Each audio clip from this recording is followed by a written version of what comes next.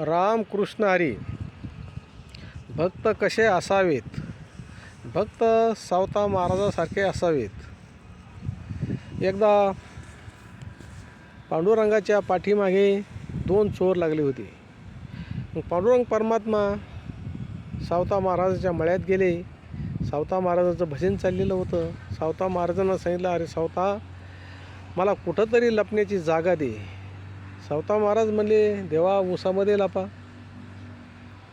देवाने सांगितलं, ऊसामध्ये लपून जमणार नाही. मग सावता महाराजांनी इळ्याने आपली छाती फाडली आणि त्याच्यामध्ये पांडुरंग परमात्म्याला बसवलं. पाठीमागून ते दोन चोर आले. त्यांना विचारलं, सावता महाराज, पांडुरंग परमात्मा इकडं आले होते, दिसले का तुम्हाला? त्यांना सांगितलं, मला काहीच कल्पना नाही.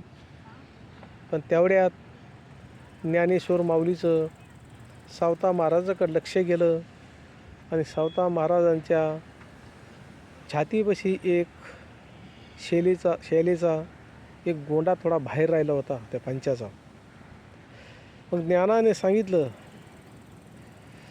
सावता, तुझ्या हृदयामध्ये पांडुरंग परमात्मा बसलेला आहे, काढ त्याला बाहेर. मग ते गोंडा धरून वढला तर पांडुरंग परमात्म्याला बाहेर यावं लागलं.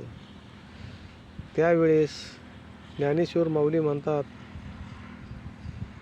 सावता महाराजांच्या हृदयामध्ये पांडुरंग परमात्मा जाऊन बसले होते. राम कृष्ण हरी, राम कृष्ण हरी, राम कृष्ण हरी.